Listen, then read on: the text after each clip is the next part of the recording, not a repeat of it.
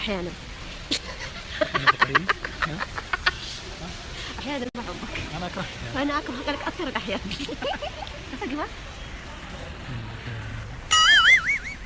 شيخ بالله عليكم، مكن هذه حرام، هذا انحراف. أو حقك ايش هو هذا؟ احتراف.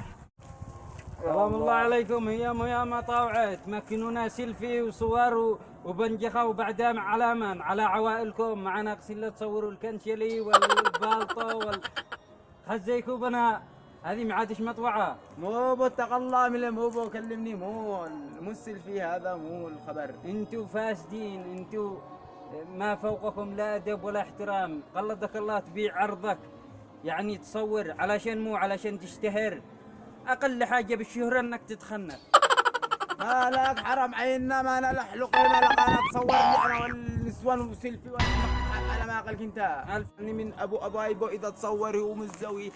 بالله عليكم، هذه من سماجم ومن خباله هذه لما يتصور لك ومروي تضحكك. طبعا هذه الحركة اللي فعلها المطوع صاحبنا مش صاحبنا، يعني السعودي هو البنت، الله يعلم هي مرته ولا مش مرته، بس نسمع لكلامه اللي يوضح لنا ايش اللي حصل وكيف انتشر هذا الفيديو، هل هو برضاه ومش برضاه. نشوف الان ونشوف مبرراته. اخواني، انتشر مقطع على منصات التواصل الاجتماعي كافة، توك توك، تويتر، واتس، سناب، في كله وكل فسره بما يريد. اللي فسروا انه هذه ليست زوجتي، اللي فسروا انه زوجتي وانا امام الناس. وانا الان اوضحها وبامانه، واضع في عنق كل شخص واحاجه امام الله تبارك وتعالى. هذا المقطع لي ولزوجتي الثانيه، متزوج من زوجة ثانيه، قريب متزوج منها. وهذا المقطع خاص في مكان منزوي لم يكن يرانا احد فيه نهائيا. ولما رفعنا الكاميرا، اي انسان يمازح زوجته او غيره كانني في بيتي، ما احد عندي نهائيا. فقمت قبلت او غيره، والانسان ما ينظر للكاميرا ايضا يعني حتى.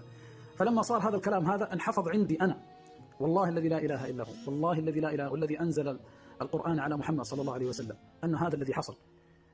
وحفظت في جوالي طبيعي جدا. ولكن لما جاءت بنتي الصغيره ابغاها تسكت او شيء، تلعب باليوتيوب، اخذته ودخلت على الاستوديو وارسلته على جروب عندنا اسمه جروب الجيران، طبعا ملاك ارض معينه واحنا كلنا جيران، فيه 130 شخص.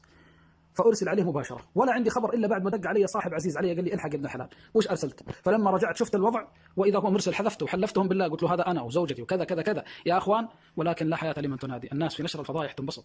وجدته منتشر كالنار في الهشيم، نسال الله العفو والعافيه. رفعت بلاغ في النيابه والامن السبرالي، وذهبت انا وزوجتي وقدمنا شكوى رسميه جدا وبلاغ.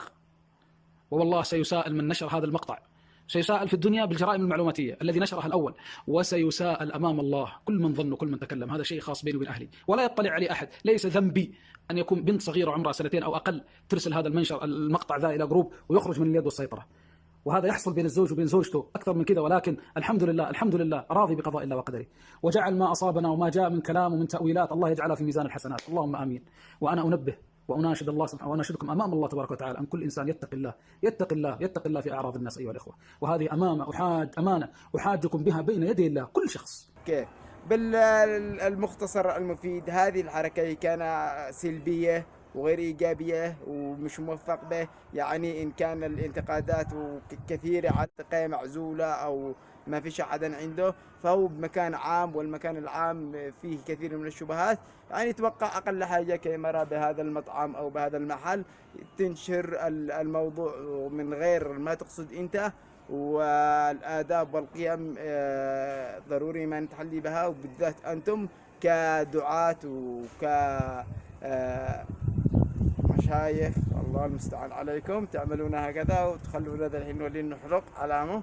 وتعليقاتكم. اللهم احفظ اليمن وأهلها، اللهم من أرادنا وبلادنا وديننا وأمتنا بسوء فاجعل كيده